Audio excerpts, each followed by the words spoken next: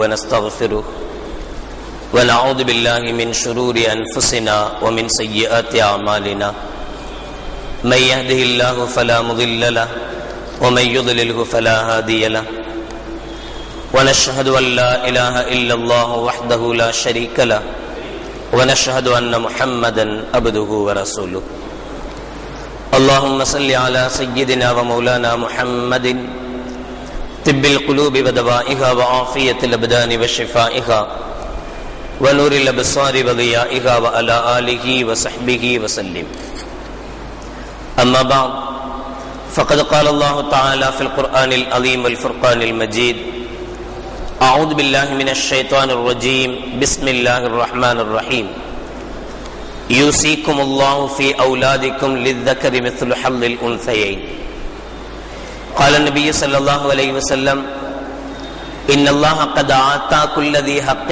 حقا فلا وصية لوارث أو كما قال عليه الصلاة والسلام صدق الله العظيم وصدق رسوله النبي الكريم سبحانك لا علم لنا إلا ما علمتنا إنك أنت العليم الحكيم رب اشرح لي صدري ويسر لي أمري واحلل عقدة من لساني يفقهوا قولي. புகழ் அனைத்தும் அல்லாஹ் ஒருவனுக்கே உரித்தாகட்டுமாக. ஸலாத் என்னும் கருணையும் சலாம் என்னும் ஈடேற்றமும் ஈருலக சர்தாரம் பெருமானார் ரசூலை கரீம் ஸல்லல்லாஹு அலைஹி வஸல்லம் அவர்கள் மீதும் அவர்களுடைய அடிச்சுவடுகளை கடுகளவும் பிசகாது வாழ்ந்து வந்த உத்தம சத்திய சஹாபாக்கள், தாபிஈன்கள், தபா தாபிஈன்கள், நபிமார்கள், வலிமார்கள், ஷஹீதுகள் மற்றும் நம் அனைவர்கள் மீதும் ஏனைய இஸ்லாமியர்கள் மீதும் என்றென்றும் நிலவட்டுமாக. ஆமீன். பெரும்பிற்கும் பெரும் மதிப்பிற்கும் உரிய பெரியோர்களே, அல்லாஹ்வின் நல்லடியார்களே, அல்லாஹ் ஜல்ல ஷானஹு வ தஆலாவின் மாபெரும் கிருபையினால் புனித ரமலான் மாதத்தை அடைந்து 24ஆம் நாள் நோன்பை நோற்று அமர்ந்திருக்கிறோம். அல்ஹம்துலில்லாஹ். இன்று கொடுக்கப்பட்டிருக்கிற தலைப்பு வாரிசுரிமை சட்டங்கள். பொதுவாக மற்ற மதங்களுக்கும் இஸ்லாத்துக்கும் உண்டான மிகப்பெரிய பொருளாதார வித்தியாசம். இஸ்லாத்தை பொறுத்தமட்டில் பொருளாதாரம் என்பது ஒரே மனிதனிடத்தில் தேங்குவதை இஸ்லாம் விரும்புவதில்லை.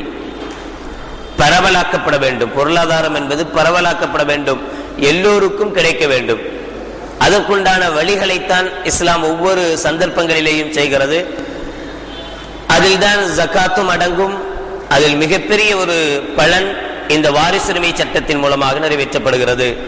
இந்த வாரிசுரிமை சட்டத்தின் மூலமாக இருக்கிற சொத்து, இருக்கிற பணம் ஒரே ஆளிடத்தில் முடங்கிவிடாமல் குடும்பத்தில் சம்பந்தப்பட்ட அனைவர்களுக்கும் பிரித்து கொடுக்கப்படுவது இஸ்லாத்தினுடைய மிகப்பெரிய நீதமான ஒரு பொருளாதாரம். மற்ற மதங்களை எடுத்துக் கொள்வோமேயானால், சில மதங்களில் ஆணுக்கு மட்டும் சொத்தில் பங்குண்டு, பெண்ணுக்கு கிடையாது. சிலர்களிடத்திலே மூத்த மகனுக்கு மட்டும் பங்குண்டு, இளைய மகனுக்கு கிடையாது. இப்படி ஒவ்வொரு இடங்களிலேயும் வேறு விதமான நிலைகள் இருக்கிற போது இஸ்லாம் இருவருக்கும் பங்குண்டு. அவரவர்களுடைய பங்கை அல்லாஹ் ஜல்ல ஷானஹு வ தஆலா மிக தெளிவாக சூரத்துன் நிசா 4வது அத்தியாயத்தினுடைய 11 மற்றும் 12வது திருவசனங்களில் மிக தெளிவாக தனித்தனியாக ஒவ்வொருவருக்கும் என்ன கிடைக்கும் என்பதை மிக துல்லியமாக அல்லாஹ் ஜல்ல ஷானஹு வ தஆலா பட்டியலிட்டிருக்கிறார். இந்த பாகப் பிரிவினை, சொத்தை பிரிக்கக்கூடிய இந்த நிலை இருக்கிறது, இது நல்லா இருக்கிற குடும்பங்கள் கூட எப்போது சொத்து பிரச்சனை வருகிறதோ அப்போதுதான் ரெண்டு பட்டு போகுது. அது வரைக்கும் நல்லா தான் இருந்தாங்க. அது வரைக்கும் இவர் அவருக்கு கொடுப்பார், அவர் இவருக்கு கொடுப்பார், எல்லாமே இருந்தது. ஆனா எப்ப சொத்தை பங்கு வைக்க ஆரம்பிக்கிறாங்களோ அப்பவே இவருக்கும் விட்டு கொடுக்கறதுக்கு மனசு இருக்காது, அவருக்கும் விட்டு கொடுக்கறதுக்கு மனசு இருக்காது. பிரச்சனைகள் அங்கிருந்து தான் ஆரம்பமாகும். எனவே ஒரு குடும்பத்தினுடைய சூழல் மாசுபடுவதற்கு இந்த பாகப்பிரிவினை ஒரு காரணமாக அமைந்து விடுகிறது சில சந்தர்ப்பங்களிலே. அதனால்தான் கண்மணி நாயகம் ஸல்லல்லாஹு அலைஹி வஸல்லம் அவர்கள் சொல்கிறார்கள், அபூ ஹுரைரா ரலியல்லாஹு தஆலா அன்ஹு அறிவிப்பார்கள், தஅல்லமு அல் ஃபராயித, பாகப்பிரிவினை உடைய கல்வியை நீங்கள் கற்றுக்கொள்ளுங்கள். எப்படி பிரிக்கணும், என்ன செய்யணும், இதை பற்றியும் நீங்கள் தெரிந்து கொள்ளுங்கள். இது ஒரு அவசியமான ஒரு கல்வி. வஅல்லிமுஹுன் நாஸ, இதை நீங்கள் பிறருக்கும் கற்றுக் கொடுங்கள். நீங்க மட்டும் தெரிஞ்சு சும்மா இருந்துடாதீங்க, நீங்களும் அதை பத்தி தெரிஞ்சுக்கீங்க, பிறருக்கும் நீங்கள் இதை கற்றுக் கொடுங்கள். ஃபைன்னஹு நிஸ்ஃபுல் இல்ம், ஏனென்றால் உலகத்தில் எவ்வளவு கல்விகள் இருக்கிறதோ அத்துணை கல்விக்கும் மத்தியில் இந்த ஒரே ஒரு கல்வி மட்டும் பாதி இடத்தை அடைத்துக் கொள்ளும். பாதியினுடைய அந்தஸ்து இந்த இல்முல் ஃபராயில் என்று சொல்லக்கூடிய பாகப்பிரிவினைக்குரிய இந்த கல்விக்கு உண்டு. வஹுவ யுன்சா, இது மறக்கடிக்கப்பட்டு விடும், யாருக்கும் தெரியாத ஒரு நிலை கூட வரும்.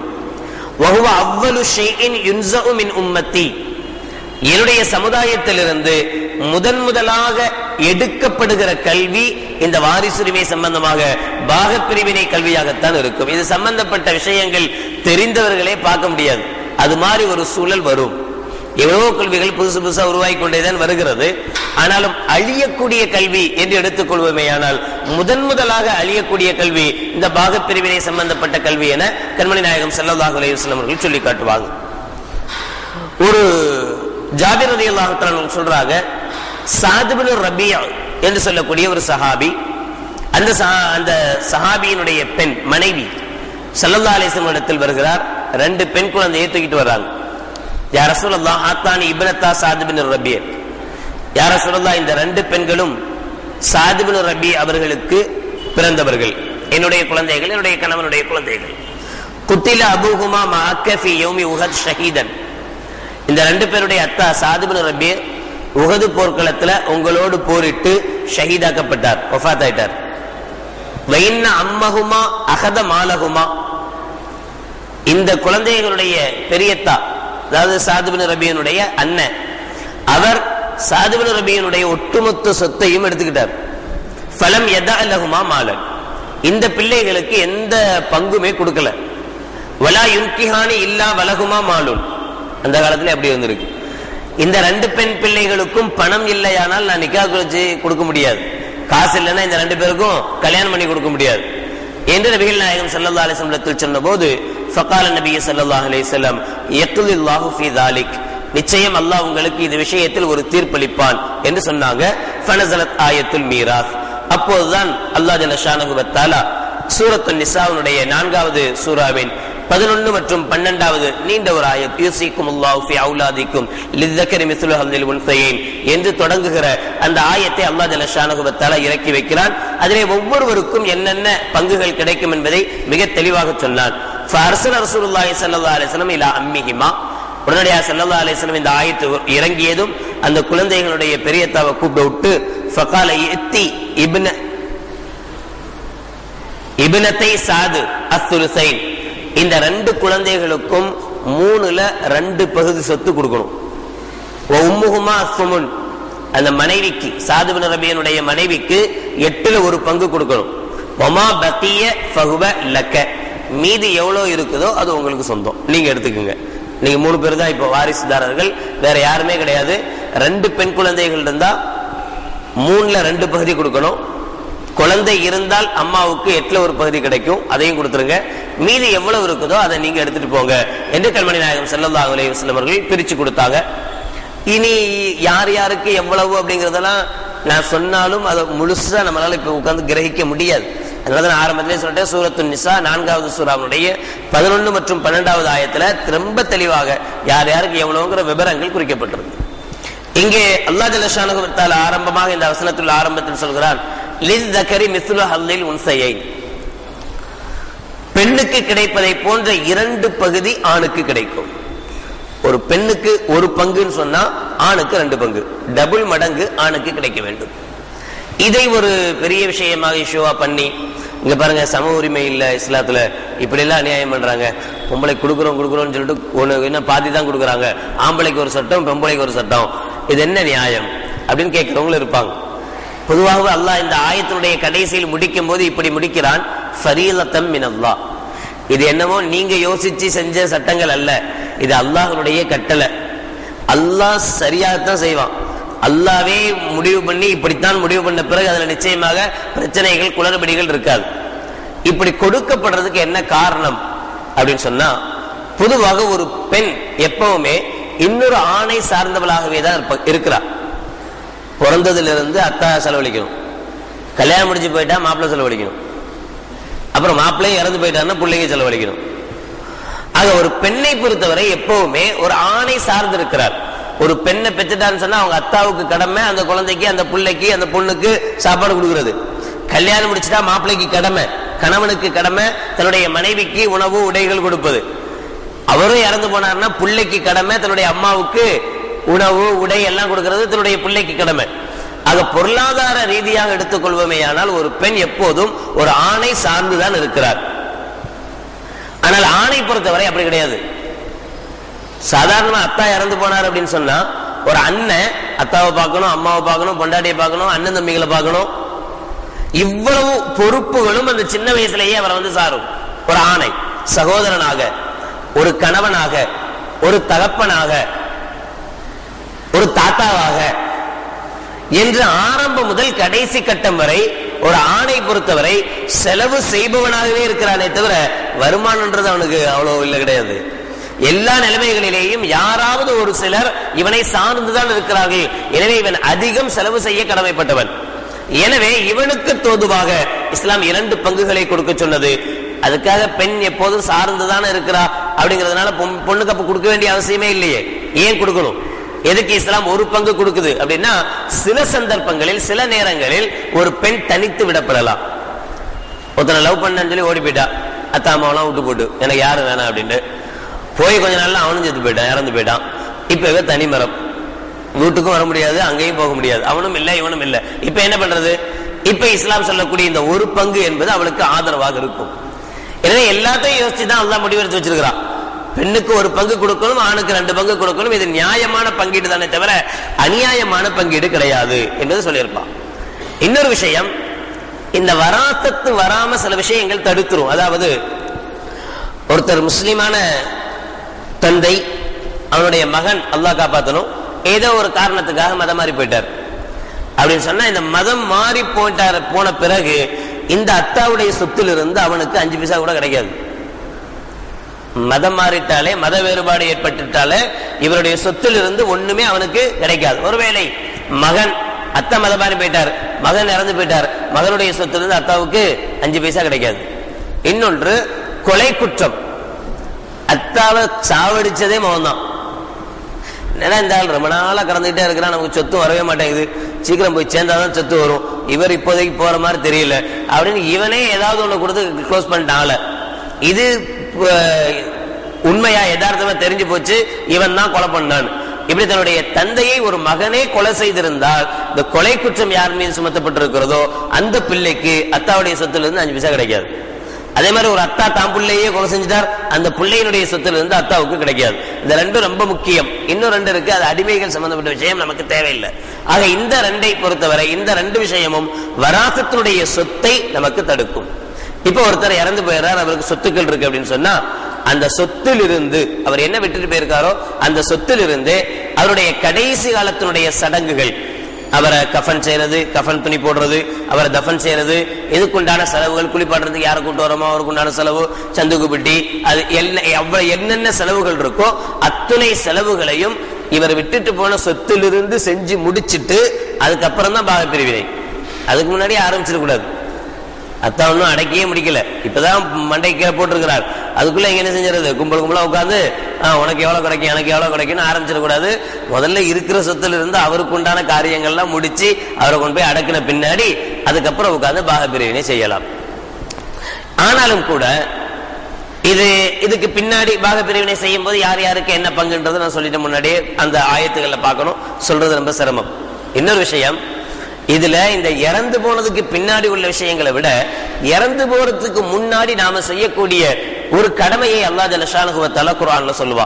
சூரத்துல் பக்கரா 2வது அத்தியாயத்தினுடைய 180வது ஆயத்தில், குத்திப அலைக்கும் இதா ஹலர அஹதகுமுல் மௌத்து இன் தரக கைரனில் வஸிய்யத்து லில் வாலிதைனி வல் அக்ரபீன பில் மஅரூஃப் ஹக்கன் அலல் முத்தகீன். நீங்கள் இறந்து போவதற்கு முன்னால் வஸிய்யத்து செய்யுங்கள். இது அல்லாஹ் ஜல்ல ஷானஹு வ தஆலா மரண சாசனம் அப்படின்னு சொல்றாங்க. எழுதி வச்சாலும் சரி அல்லது சொல்லிட்டு போனாலும் சரி, ஆனால் வசியத் என்பது அவசியம். வசியத் அப்படிங்கிறதுல என் சொத்தை யார் யாருக்கு கொடுக்கணும் அப்படிங்கிறது மட்டுமல்ல வசியத். சஹாபாக்கள் எல்லோருமே கிட்டத்தட்ட வசியத் எழுதியிருக்கிறார்கள்.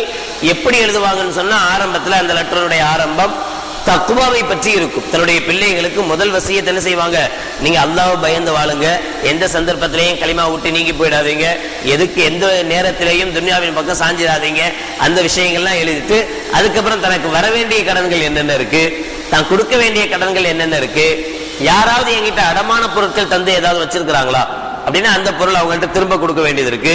இது மாதிரியான டீட்டெயில்ஸ் எல்லாமே அந்த மரண சாசனத்தில் இருக்கும். காரணம் என்னன்னா, ஒரு மனிதனுக்கு எப்போது மரணம் வரும் என்பது தெரியாது. குர்ஆன்ல சூரத்துல் யாசீன் அல்லாஹ் சொல்லுவானே 49 மற்றும் 50வது திருவசனத்தில், மா யன்துரூன இல்லா ஸைஹத வாஹிதத்தன் தஅஹுதுஹும் வஹும் யஹ்ஸிமூன் ஃபலா யஸ்ததீஊன தௌசியத்தன் வலா இலா அஹ்லிஹிம் யர்ஜிஊன். திடீரென ஒரு சப்தம் தான் முடிஞ்சு போச்சு, இன்னாலில்லாஹி வ இன்னா இலைஹி ராஜிஊன் சொல்லிடுவாங்க. இவர் எதிர்பார்க்காத நிலையில் இவருக்கு மரணம் வந்துவிடும். அப்படி வந்துவிட்டால் இவர் வசியத்து செய்வதற்கும் நேரம் இருக்காது, இவர் தன்னுடைய வீட்டுக்கும் திரும்பி போக மாட்டார். வந்தவர் தான். எனவே இந்த மௌத்து எப்பவும் வரலாம் என்பதனால், ஒருவேளை வந்துச்சு இறந்து போயிட்டாரு, இவர் சில பேர்த்த கடனை வாங்கி இருந்தாரு, அதுக்கு எந்த எழுத்துப்பூர்வமான ஆதாரங்களும் கிடையாது, இவர் யார்ட்டையும் சொல்லவும் இல்லை. பல கடன்கள் நம்ம மனைவிக்கே தெரியாது நம்ம எவ்வளவு வாங்கி வச்சிருக்கோம். அப்படி வாங்கி வச்சிருக்கணும்னு சொன்னா அதுக்கு அடுத்து வாங்க விட மாட்டான். அதுக்கு பயந்துகிட்டே என்ன செய்யறது, மனைவிட்ட கூட சொல்றது இல்லை, யார்ட்டையுமே சொல்றது இல்லை. நமக்கும் அவருக்கும் மட்டும்தான் தெரிஞ்சிருக்கிறோம், நம்மள்ட்ட அவர் கடன் வாங்கி இருக்கிறார், நாம் அவருக்கு கடன் கொடுத்திருக்கிறோம். இந்த விஷயங்கள் நமக்கு மட்டுமே தெரியும். இப்ப இவர் திடீர்னு இறந்து போயிட்டார் அப்படின்னு சொன்னா அவர் பாதிக்கப்படுறார்.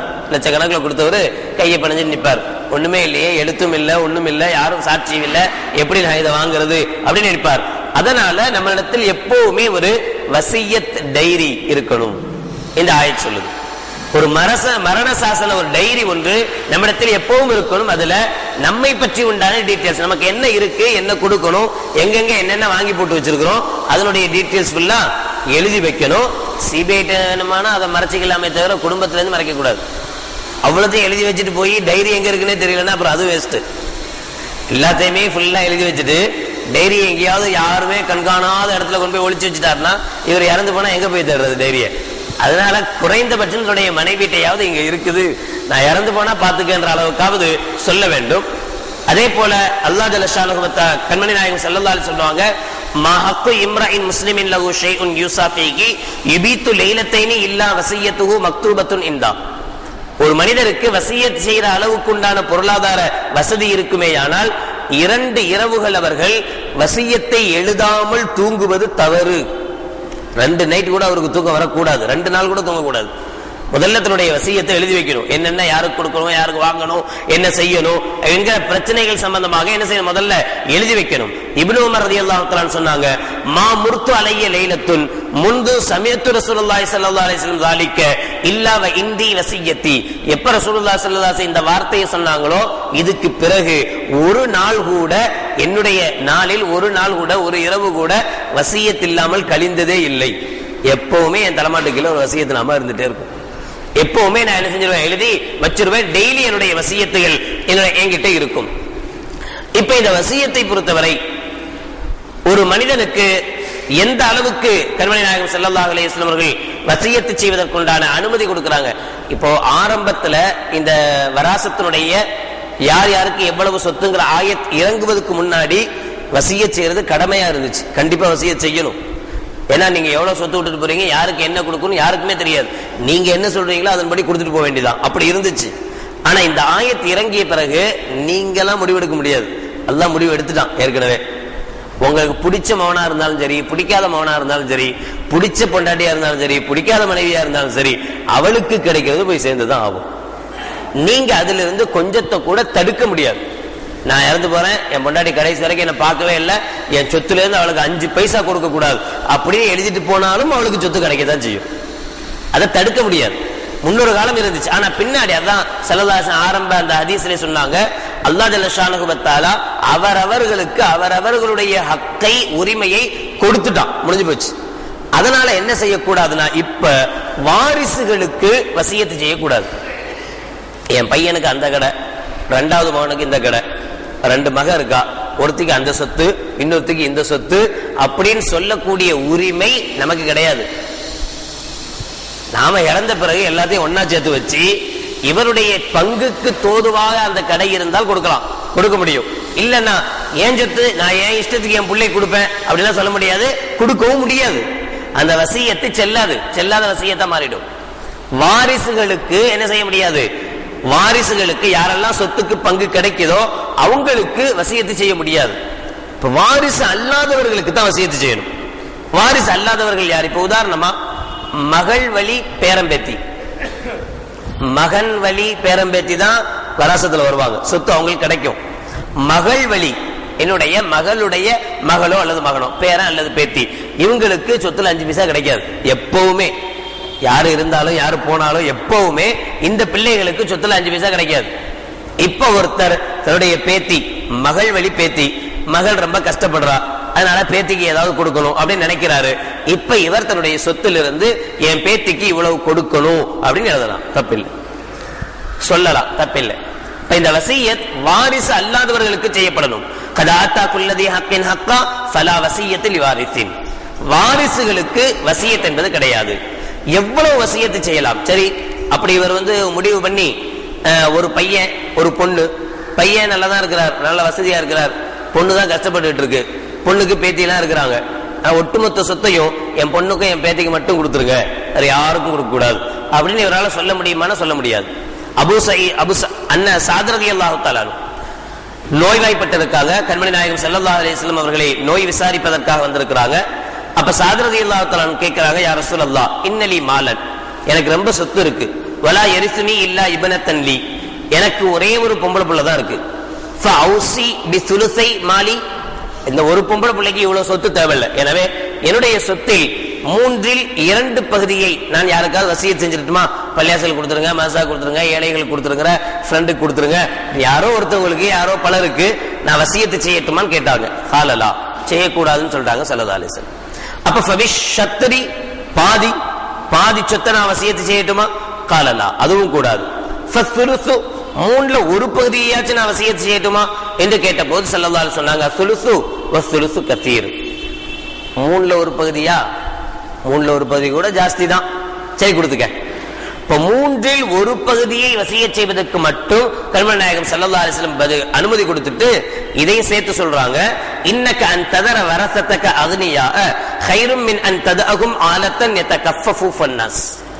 நீ மற்றவங்களுக்கெல்லாம் வாரி வழங்கிட்டு உன் பிள்ளைங்களுக்கு உன்னுடைய வாரிசுகளுக்கு ஒண்ணுமில்லாம ஆக்கிட்டு போறதை விட, நீ ஒண்ணுமே கொடுக்கல, கொஞ்சம் தான் கொடுத்த, ரொம்ப சொத்தை நீ ஏழைகளுக்கே கொடுத்துட்ட, மற்றவங்களுக்கே கொடுத்துட்ட, உன் பிள்ளைக்கு கொடுக்கல, கடைசியில நீ இறந்த கொஞ்ச காலத்திலேயே அவன் கை நீட்டக்கூடிய சூழல் வருதுன்னு சொன்னா, இதை விட நீ உன் பிள்ளைங்களுக்கு அந்த சொத்தை விட்டுட்டு போறதே நல்லது அப்படின்னு நபிகள் நாயகம் ஸல்லல்லாஹு அலைஹி வஸல்லம் அவர்கள் சொன்னாங்க. எனவேதான் மார்க்கத்தில் இதை நிர்ணயம் செய்யப்பட்டது. 1/3 பகுதியை விட மேலாக தான் சொத்திலிருந்து யாரும் என்ன செய்ய முடியாது, வசியத்து செய்ய முடியாது. அவங்களுக்கு கொடுங்க இவங்களுக்கு கொடுங்க சொல்லவே முடியாது. 1/3 பகுதியை மட்டும் வசியத் செய்வதற்கு அனுமதி கொடுத்திருக்கு இஸ்லாம். ஏன்னா நீ கஷ்டப்பட்டு சம்பாதிச்ச, பரவாயில்ல, உனக்குன்னு ஏதாவது ஒரு இது வேணுமா இல்லையா, அதுக்காக 1/3 மட்டும் வசியத் செய்வதற்கு அனுமதி கொடுக்கும். இப்போ பொதுவாகவே சாதாரணமா அந்த இறந்து போறதுக்கு முன்னாடி பங்கு வைக்கிறதும் இருக்கு, அது இந்த கணக்கிலே வராது. உயிரோடு இருக்கிற காலத்திலேயே என் மகனுக்கு இந்த வீட்டை நான் எழுதி கொடுத்துட்டேன், இந்த மகளுக்கு இந்த சொத்தை நான் எழுதி கொடுத்துட்டேன் அப்படின்னா முடிஞ்சு போச்சு. எழுதி கொடுத்தது தான், இனி அதை மாற்ற முடியாது. இப்போ ஒருவேளை ஒரு உதாரணத்துக்கு சொல்றேன், ஒரு மகள் இருந்தா அந்த மகளுக்கு கல்யாணம் முடிச்சு கொடுக்குறோம், கல்யாணம் முடிச்சு கொடுக்கும்போது ஒரு 100 பவுன் நகையை போட்டோம், அதையும் கணக்கில் வச்சுட்டோம், 100 பவுன் கொடுத்துருக்குறேன். அதுக்கப்புறம் அந்த பெண்ணுக்கு ஒரு வீட்டை எழுதி கொடுத்துட்டோம், முடிஞ்சு போச்சு. இந்த 2 முடிஞ்சு போச்சா? இப்போ நான் என்ன சொல்றேன், நான் இறந்த பிறகு என் பையன் ஒருத்தர் இருந்தான், அவனுக்கு ஒண்ணுமே கொடுக்கல, அவன் என் கூட தான் இருக்கிறான், என் கூடயே சம்பாதிக்கிறான், என் கடையிலே இருக்கிறான், என் கூடவே இருக்கிறான், அதனால அவனுக்குன்னு தனி சொத்து எதுவும் கொடுக்கவே இல்லை, அவன் என் கூட இருக்கிறான், என்னுடைய வீட்டுல இருக்கிறான். இப்ப நான் இறந்த பிறகு இந்த மகள் இருக்காளே, ஏற்கனவே ஒரு வீடு எழுதி கொடுத்துட்டேனே, ஏற்கனவே 100 பவுன் போட்டுட்டேனே, அவளுக்கும் சொத்துல பங்கு போகும். நம்ம தலைகீழ நின்றாலும் அதை தடுக்க முடியாது. அந்த பெண்ணுக்கு இத்தனைக்கும் மகனுக்கு தான் அதிகமா கிடைக்கணும், ஆனா மகனுக்கு இப்ப என்ன செய்யவும் இல்லை, இன்னும் ஒன்னும் கொடுக்கவும் இல்லை. அப்படி இருந்தாலும் மீதி இருக்கிற சொத்துல அந்த பெண்ணுக்குண்டான பாகம் அந்த பெண்ணுக்கு போயே ஆகும், அதை தடுக்க முடியாது. அதனாலதான் ஆரம்பத்திலேயே முன்னாலேயே ஏதாவது ஒரு புள்ள மேல மட்டும் பாசத்தை கொட்டி அந்த பிள்ளைக்கே எல்லாத்தையும் எழுதி வைக்கிறது ரொம்ப தவறான ஒரு வேலை. ஒரு நிகழ்வு ஒண்ணு சொல்லுவாங்க, ஒருத்தர் அப்படித்தான் ரொம்ப கஷ்டப்பட்டு சம்பாதிச்சாரு, இருந்தாலும் தான் புள்ள ரொம்ப பாத்துக்கிட்டான், அவன் ரொம்ப அப்படியே பாசத்தை கொட்டுனான். இதெல்லாம் நம்பி போய் அவர் என்ன செஞ்சிட்டாரு, இருக்கிற சொத்தெல்லாம் அவன் பேர்ல எழுதி வச்சுட்டாராம். எழுதி வச்ச கொஞ்ச நாள்லயே அவருக்கு சரியா சோறு வந்து சேர்றது இல்ல, அவருக்கு சரியா டீ கிடைக்கிறது இல்ல, அவருக்கு நேரத்துக்கு நேரம் காஃபி கிடைக்கிறது இல்ல, இப்படியே ஒவ்வொரு பிரச்சனையா ஆரம்பிச்சிச்சு. அப்பதான் இவருக்கு புரிஞ்சது, அடடா இவ்வளவு நாளா இவன் நம்மளை கவனிச்சுக்கிட்டதுலாம் இதுக்கு தானா, ஒட்டுமொத்தமா அவனுக்கு சொத்து கன்ஃபார்ம் ஆன பின்னாடி இப்ப நம்மள கண்டுக்கவே மாட்டேங்கிறானே அப்படின்னு. இப்ப இவருக்கு தேவையான உணவுகள் ஆதரவுகள் கிடைக்கணும், ஆனா அந்த பையன் கொடுக்க மாட்டேங்கிறான். அப்ப இவர் ஒரு தந்திரம் பண்ணாராம். பக்கத்துல ஒரு பீரோ இருந்தது, அந்த பீரோல தான் இவர் துணிமணி எல்லாம் வைப்பாரு. துணிமணி வச்சுட்டு சாவிய ரொம்ப பத்திரமா வச்சுக்குவார், யார்ட்டுமே கொடுக்க மாட்டார். தூங்கும் போதும் கூடவே தான் இருக்கும், வெளியில போகும்போதும் கூடவே தான் இருக்கும், பாத்ரூம் போனாலும் கூடவே கொண்டு போவாரு, கொடுக்கவே மாட்டார். இந்த பையன் கண்காணிச்சுட்டே இருந்தானா, இவ்வளவு சொத்தையும் எழுதி வச்சுட்டாரு அத்தா, இருந்தாலும் இந்த சாவியை விடாம தொகுத்தி வச்சுட்டு இருக்கிறாரு, உள்ள ஏதாவது டாக்குமெண்ட்ஸ் எதுவும் வச்சிருப்பாரோ, வேற எங்கேயாவது இடங்கட நமக்கு தெரியாம வாங்கி இங்க போட்டிருப்பாரோ அப்படின்னு நினைச்சிட்டு மறுபடியும் பழைய உபசரிப்பு மீள ஆரம்பிச்சிச்சான். மறுபடியும் அப்படியே உளுந்து உளுந்து கவனிக்க ஆரம்பிச்சான். எல்லாம் முடிஞ்சு அவரும் இறந்து போயிட்டாரு. இறந்து போற வரைக்கும் அவர் மகன் கையில சாவியை கொடுக்கவே இல்லை. இறந்து போன பிறகு பீரோ முதல் வேலையா பீரோவை திறந்து உள்ள என்ன டாக்குமெண்ட்ஸ் இருக்குன்னு பாக்கணும்னு திலாவுனா அவருடைய பழைய லுங்கியும் பழைய சட்டையும் தவிர வேற ஒண்ணுமே இல்லை. யதார்த்த நிலை இதுதான். என்னதான் பொத்த பிள்ளையாக இருந்தாலும் கூட அவரவர்கள் இதுலதான் கவனமா குறிக்கோளா இருக்கிறாங்களே தவிர மற்ற விஷயத்தை பொறுத்தவரை என்ன செய்யறது இல்ல, கண்டுக்கிறதே இல்லை. அதனால அல்லாஹ் ஜல்லஷானஹு வ தஆலா குர்ஆன்ல தெளிவாகவே இதனுடைய வராசத்தினுடைய வார்த்தைகளை சொல்லும் போது இப்படியே சொல்லி காட்டுகிறான் நமக்கு. ஆபாவுக்கும் அப்னாவுக்கும் லா ததுரூன ஐயுஹும் அக்ரபு லக்கும் நஃபா ஃபரீதத்தம் மினல்லாஹ் இன்னல்லாஹ கான அலீமன் ஹகீமா. உங்களுடைய பெற்றோர்களாக இருந்தாலும் சரி, உங்களுடைய பிள்ளைகளாக இருந்தாலும் சரி, அதில் யார் உங்களுக்கு அதிகம் பிரயோஜனமுடையவர்கள் என்பதுக்கு உங்களுக்கே தெரியாது. நம்ம நினைச்சுக்கோம் இந்த பையன் தான் கடைசி வரைக்கும் என்ன வச்சு காப்பாத்துவான் அப்படின்னு நினைச்சு வச்சிருப்போம். இன்னொத்தனை ஒண்ணுக்கும் உதவாதவன்னு ஒதுக்கி கட்டியிருப்போம். எவனை நம்பி இருந்தோமோ அவன் கை கழுவிட்டு போயிடுவான். எவனை நாம உதாசீனப்படுத்தணுமோ அவன் தான் கடைசியில நம்மளை உட்கார வச்சு சோறு போட்டுட்டு இருப்பான், கஞ்சி ஊத்திக்கிட்டு இருப்பான். நான் ததுரூன ஐயுஹும் அக்ரபு லக்கும் நஃபா, உங்களுக்கு யார் பிரயோஜனம் தருவாங்கன்னு உங்களுக்கு தெரியாது. அதனால ஃபரீதத்தம் மினல்லாஹ், அல்லாஹ் இப்படி பங்கு வச்சிருக்கிறான், இந்த பங்கு தான் சரி, நீங்க ஒரு பங்கு ஆரம்பிக்காதீங்க. என் மௌனுக்கு இது, என் மௌனுக்கு இது அப்படின்னு வைக்கக்கூடிய உரிமை உங்களுக்கு கிடையாது என்று அல்லாஹ் ஜல்லஷானஹு வ தஆலா சொல்லுவார். அதே மாதிரி நம்ம வீட்டுல தான் நம்ம அத்தா இருந்தாரு, ஒரு 4-5 பிள்ளைங்க இருந்துச்சு. இருந்தாலும் அத்தாவை கடைசி வரைக்கும் பார்த்துக்கிட்டது நம்ம தான், நம்மள்கிட்ட தான் இருந்தார். நம்மள்கிட்ட இருக்கும் போது அவர் நம்மளை கூப்பிட்ட கடைசி நேரத்தில் நம்ம தான் இருந்தோம், கூப்பிட்டு வசியத் செய்தார். எப்பா இந்த சொத்து இருக்கு, இது இவங்களுக்கு கொடுத்துரு, அப்படி செய்யி இப்படி செய்யினார். நல்லா கேட்டுக்கிட்டோம். கேட்டு முடிஞ்சோடனே இன்னும் சொல்லியாச்சு, இறந்து போயிட்டார். இப்போ எல்லாரும் வந்த பிறகு அவர் என்ன சொன்னார்னா, மகப்புள்ள ஒண்ணு இருக்கு பாவம், அந்த பிள்ளைக்கு ஒரு 5 லட்சம் ரூபாய் கொடுத்துருப்பா, அது எதுக்காச்சும் உதவும், நான் அப்படிதான் நியத்து வச்சிருந்தேன் அப்படின்னு அவர் சொல்லிட்டு போயிருப்பார்.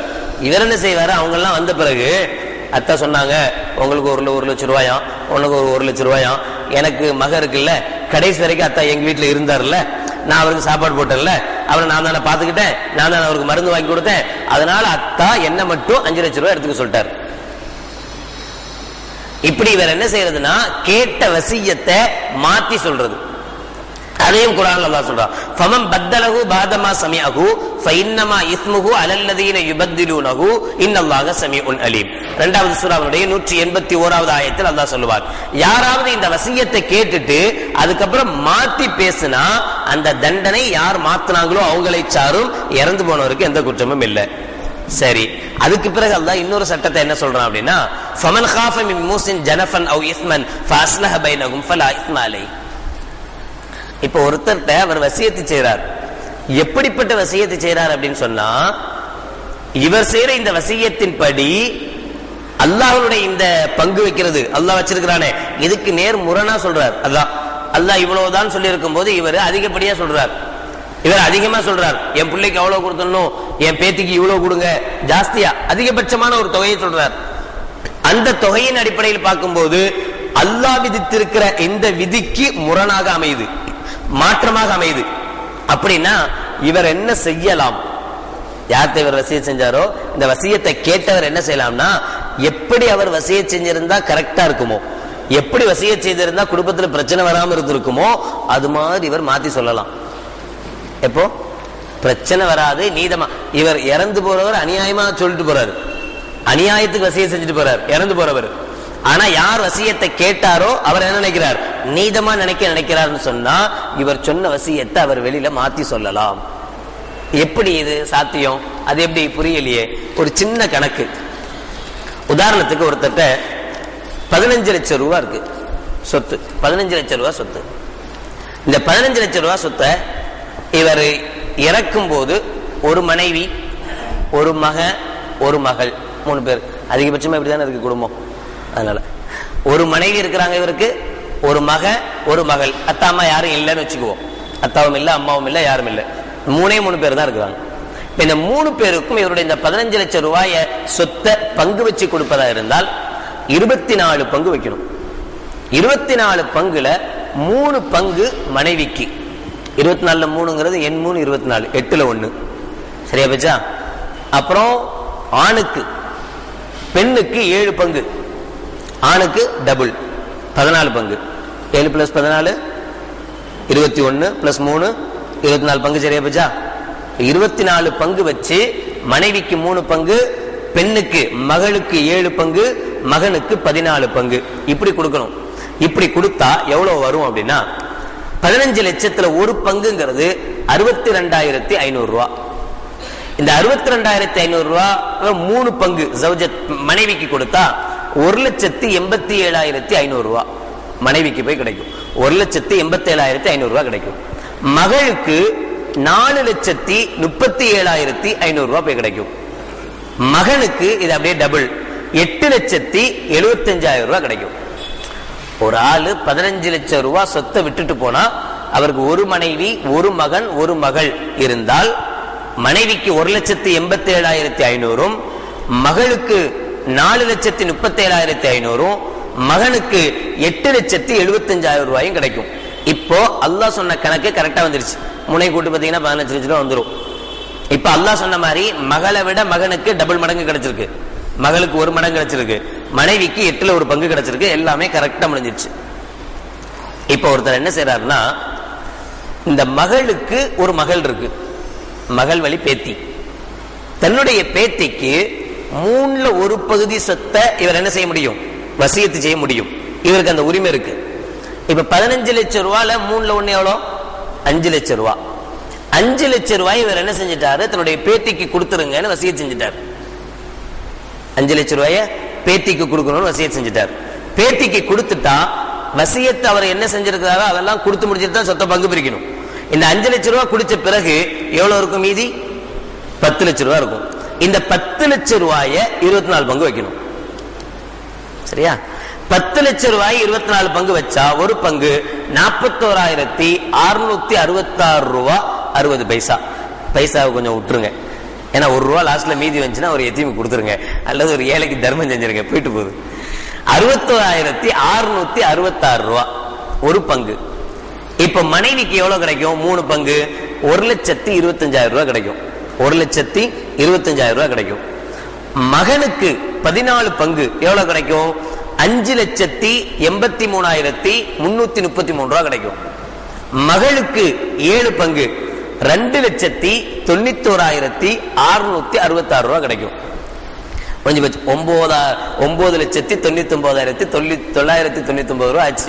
1 ரூபாய் யாருக்காவது நாம கொடுத்துருங்க. சரியா பச்சா? இப்ப பாருங்க, இங்க மகளுக்கு 2 லட்சம், 2,90,000. மகனுக்கு 5,80,000. பரவாயில்ல, டபுள் மடங்கு மாதிரி தான் தெரியுது. ஆனா மகளுடைய மகள் பேத்திக்கு ஏற்கனவே எவ்வளவு கொடுத்திருக்கோம், 5 லட்சம் ரூபாய் கொடுத்திருக்கோம். இப்ப அந்த மகளுக்கு எவ்வளவு கொடுக்கிறோம், கிட்டத்தட்ட 3 லட்சம் ரூபாய். 2,91,000, 3 லட்சம் ரூபாய் கொடுக்கிறோம். இதையும் அதையும் சேர்த்தா எவ்வளவு ஆச்சு, 7,91,661 ரூபாய் மகளுக்கு போகுது. மகனுக்கு எவ்வளவு கிடைக்குது, 5,83,000. அதாவது ஒரு பெண்ணுக்கு கிடைக்கக்கூடிய பங்கை விட ஒரு ஆணுக்கு என்ன செய்யுது, கம்மியா கிடைக்குது. இது இறைவன் விதித்த விதி அல்ல. அல்லாஹ்வுடைய நீதிப்படி பெண்ணுக்கு கிடைக்கக்கூடிய பங்கை விட டபுள் மடங்கு யாருக்கு கிடைக்கணும். நம்ம தான் ரொம்ப உஷாரான ஆளுங்களாச்சே, நமக்கு அல்லாஹ் போட்ட கணக்கு விட நம்ம ரொம்ப அதிகமான கணக்கெல்லாம் போடுவோமா இல்லையா? அதனால எந்த வழியில இவளுக்கு கொடுக்கலாம் அப்படின்னு யோசிச்சு என்ன செஞ்சிட்டார் ஒரு ஆளு, இப்படி ஒரு முடிவு பண்ணி 3ல் 1 பங்கு நீங்க நான் வசியம் செய்ய உரிமை இருக்கு, என் பேத்தி கொடுத்துருங்க அப்படின்னா என்ன ஆயிடும், மகளுக்கு ஆட்டோமேட்டிக்கா அதிகமான சொத்து சேர்ந்துரும். இவருக்கு எண்ணமே என்னன்னா இந்த ராஸ்களை விட இவளுக்கு தான் ஜாஸ்தி கொடுக்கணும், இவன் சரி வர மாட்டான், அந்த பையன் இந்த பையன் அப்படின்னு அவனை ஒதுக்கி வச்சு இவனை விட இவளுக்கு தான் ஜாஸ்தி கொடுக்கணும், தன்னுடைய மகளுக்கு தான் ஜாஸ்தி கொடுக்கணும் அப்படிங்கிறதுக்காக ஒரு ஆள் வேணும்னே இப்படி சொல்றார். இதை யார்கிட்ட சொன்னாரு? ஒரு ஆள்கிட்ட வசியத்து சொன்னார். இவரு கணக்கு போட்டு பார்த்தார். இவர் சொல்றபடி பார்த்தா பெண்ணுக்குள்ள அதிகமா போகுது, இது தப்பாச்சே. இப்ப இவர் தவறான ஒரு வசியத் செய்கிறார், அல்லாவுக்கு பிடித்தமில்லாத ஒரு வசியத் செய்கிறார். இந்த வசியத்தை இவர் என்ன செய்யணும்னா எப்படி செஞ்சா மாத்தலாம், எப்படி செஞ்சா மாத்த முடியும்? இப்போ உதாரணத்துக்கு இப்ப 2,96,000 ரூபாய் அவளுக்கு கிடைச்சிருக்குது. இப்ப இந்த குழந்தையை பொறுத்தவரை, இந்த சின்ன பிள்ளையை பொறுத்தவரை ஒரு 1,00,000 ரூபாய் அல்லது 1,50,000 ரூபாய் வசியத் செஞ்சிருக்கலாம். வசியத்து செஞ்சா மீதி இருக்கக்கூடிய 13,00,000 ரூபாயை பங்கு வைப்போம். அப்ப ஆணுக்கு அதிகமா கிடைக்கக்கூடிய வாய்ப்பு கிடைக்கும், வசியத்தும் செஞ்ச மாதிரி ஆயிடும், அந்த குழந்தைக்கும் பணம் கொடுத்த மாதிரி ஆயிடும், அல்லாஹ்வுடைய கட்டளைக்கு மாறு செஞ்ச மாதிரி ஆகாது.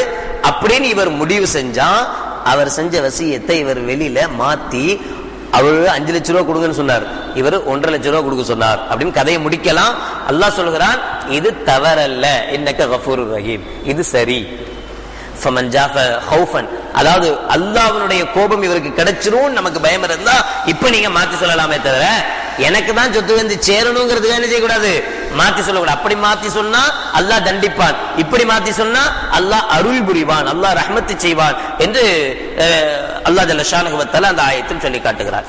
இப்படி இந்த வராசத்தினுடைய நிலையை பொறுத்தவரை வசியத்து செய்யக்கூடிய சந்தர்ப்பத்திலேயும் மிக உஷாராக வசியத் செய்யணும். இன்னொரு ஆயத்தில் அல்லாஹ் ஜல்ல ஷானஹு வ தஆலா சொல்லுவான், நீங்க பாகப்பிரிவினை செய்கிற போது யாராவது ஏழைகள் வந்தால், யாராவது எத்தீம்கள் வந்தால் அவர்களுக்கும் கொஞ்சம் கொடுங்கள்.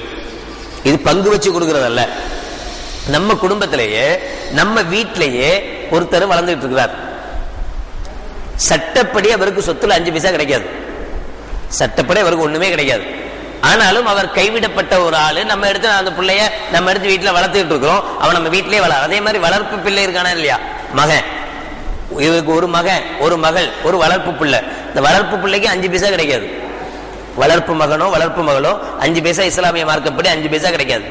ஆனாலும் இவங்க கூட இருக்கிறதுனால இவங்களுக்கு கொடுக்கணும்னு நினைச்சா ஒண்ணு இவர் வசியத் செய்ததையும் கொடுக்கலாம், அல்லது அவர் வசியத் செய்யாமே இறந்து போனா கூட இந்த மகனும் மகளும் சேர்ந்து நம்ம பங்குல இருந்து அவனுக்கு கொஞ்சம் கொடுப்போம், நம்ம வீட்டுல தானே வளர்ந்தான், நம்ம கூட தானே வளர்ந்தான், அவனுக்கு கொஞ்சம் கொடுக்கணும் என்று முடிவு செஞ்சு நீங்கள் கொடுப்பது நல்லது என்று அல்லாஹ் ஜல்ல ஷானஹு வ தஆலா சொல்லி காட்டுறான்.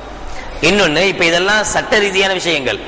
ஒருவேளை ஒருத்தருக்கு ஒரே ஒரு மகன் தான், ஒரே ஒரு மகள் தான், அல்ஹம்துலில்லாஹ் மகன் நல்ல நிம்மதியா இருக்காரு, சந்தோஷமா இருக்காரு, மகள் கொஞ்சம் கஷ்டப்படுற பிள்ளையா இருக்கிறார், ஏன்னா மாப்பிள்ள சரியில்லை, அப்படி இருக்கிறாரு, வியாபாரம் சரியில்லை, இப்படி ஏதோ ஒண்ணு, மகள் கொஞ்சம் கஷ்டப்படுறா.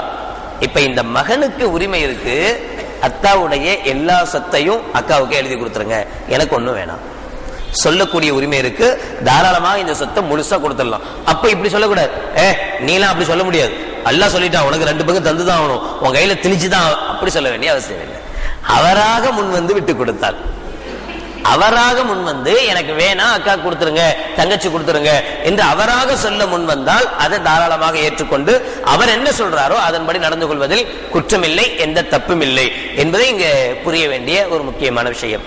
எனவே சொத்துக்கள் விஷயத்தில், பாகப்பிரிவினுடைய விஷயத்தில் கணக்கு வழக்குகள், அதை எப்படி யாருக்கு எவ்வளவு கொடுக்கணும், நாம எப்படி வசியத்தை செய்யணும், மாறி வசிய செய்யக்கூடாது, ஒட்டுமொத்த சொத்துக்கும் வசிய செய்யற உரிமை நமக்கு கிடையாது. அதனால இப்ப நம்மளிடம் இருக்கக்கூடிய பழக்கம் என்னன்னா, யார் ஒரு பெரிய வசதி படைச்சவரா இருக்கிறாரோ அவரே முடிவு செஞ்சுட்டு போயிடுறார், உனக்கு அந்த சொத்து, இவனுக்கு இந்த சொத்து, அந்த தோட்டம் உனக்கு, இந்த தோட்டம் இவன் பேர்ல, அந்த தோட்டம் அவன். இப்ப இதுக்கு எந்த உரிமையும் கிடையாது, அவர் செய்யவே கூடாது. 3ல் ஒரு பகுதியை மட்டும்தான் அவர் வசியத் செய்ய முடியும், மீதி 2 பகுதியை அல்லாஹ் ஏற்கனவே முடிவு செஞ்சுட்டான், யார் யாருக்கு எவ்வளவு கொடுக்கணும்னு அதன்படிதான் கொடுக்கணும். உங்களுக்கு தெரியாது யார் உங்களுக்கு அதிகம் பலன் தருவார்கள் என்பது அல்லாஹ்வுக்கு தெரியும், அல்லாஹ் அதை நிர்ணயித்திருக்கிறார். இந்த அடிப்படையில் அல்லாஹ் நிர்ணயித்த கணக்கின் அடிப்படையில் நாம் இந்த பாகப்பிரிவினை செய்து கொள்கிற போது நிச்சயம் அல்லாஹ்வுடைய அருளும் அன்பும் நமக்கு கிடைக்கும். அல்லாஹ் ஜல்ல ஷானஹு வ தஆலா நம்மை பிறரிடத்தில் கையேந்தாதவர்களாக, நம்முடைய குழந்தைகளையும் அடுத்தவர்களிடத்தில் கையேந்தாதவர்களாக, அவர்களுக்கு உண்டான முழு ஹக்கையும் விட்டு செல்லக்கூடிய பாக்கியத்தை நம் அனைவர்களுக்கும் தந்தல் புரிவானாக. அதன் மூலமாக குடும்பத்தில் பிரச்சனைகள் வந்து விடாமல் அதுவே குடும்பத்தின் ஒற்றுமைக்கு காரணமாக ஆக்கி தந்தல் புரிவானாக. வாஹிரு தாவானா அனில் ஹம்துலில்லாஹி ரப்பில் ஆலமீன்.